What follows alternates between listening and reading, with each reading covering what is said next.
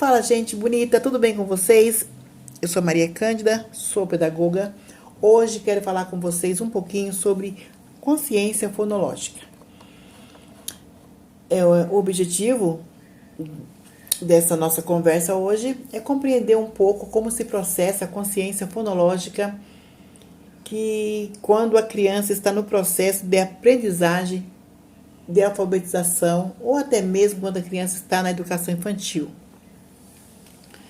Pois a consciência fonológica, ela pode ser entendida como, vamos dizer assim, uma facilitadora, né?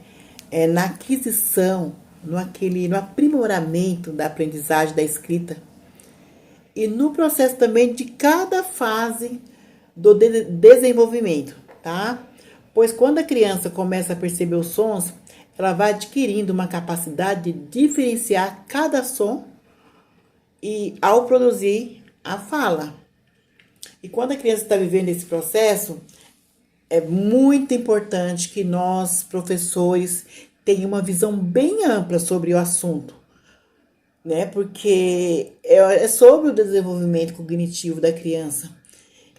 Nesse momento, a gente precisa ter um grande cuidado em elaborar atividades que venha facilitar a compreensão entre a consciência fonológica e a linguagem oral e escrita.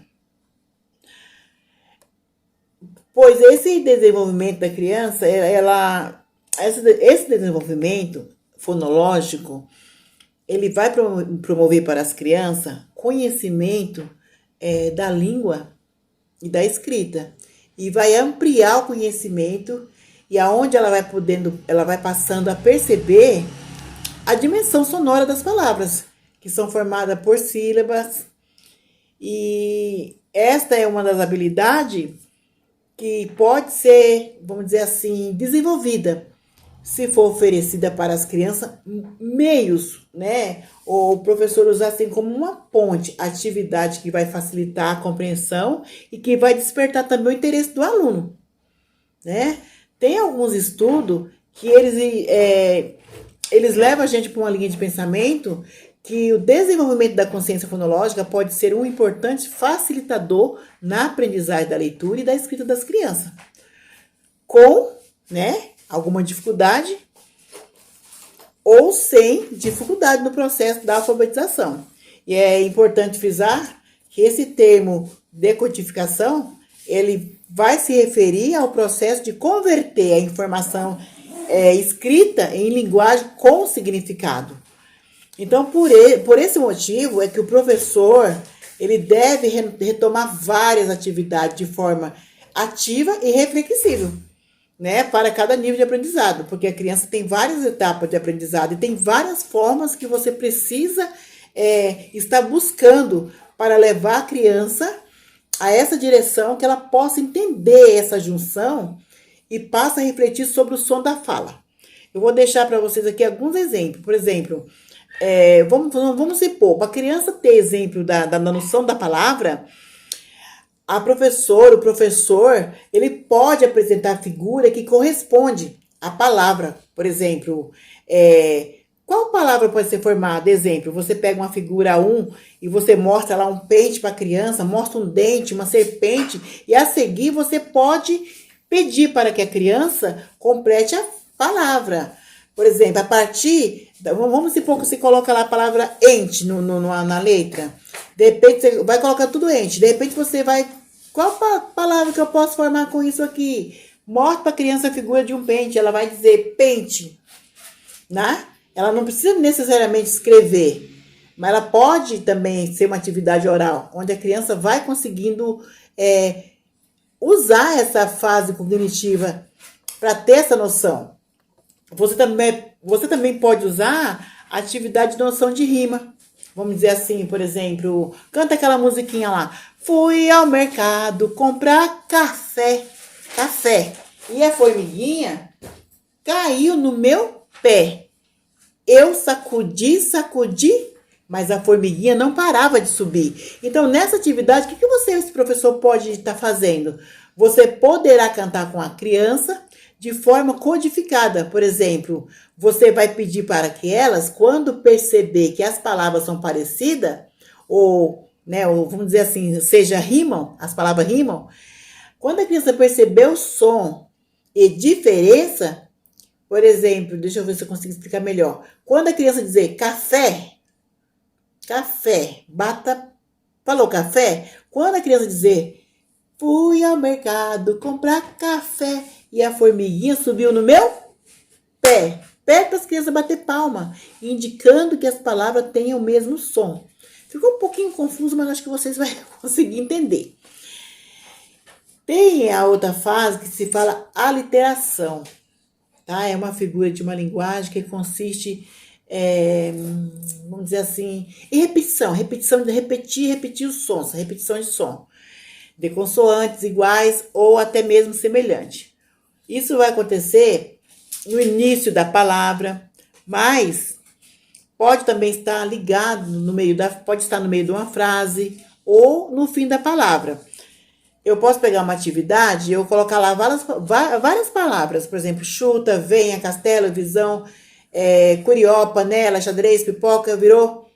E eu posso fazer o quê? Posso pedir para as crianças circular essas palavras que começam com o mesmo som. E a criança vai procurar, por exemplo, pá, né? Ela vai puxar pá, panela, parede. São palavras que começam com o mesmo som.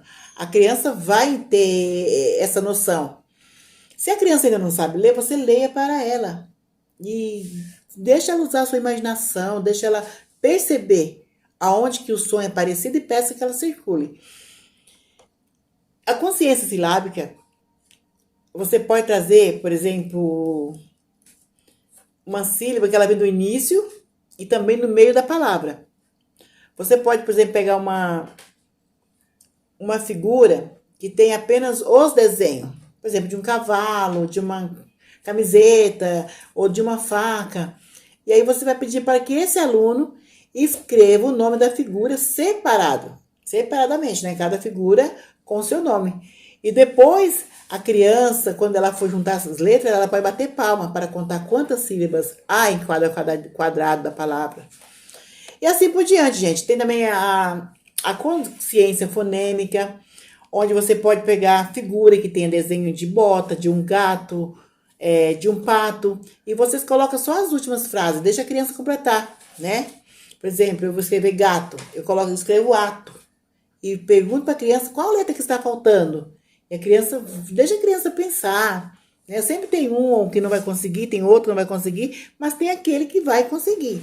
Então, nessa atividade, a criança deverá perceber a forma e diferença do som da palavra, né? De cada figura que ali está.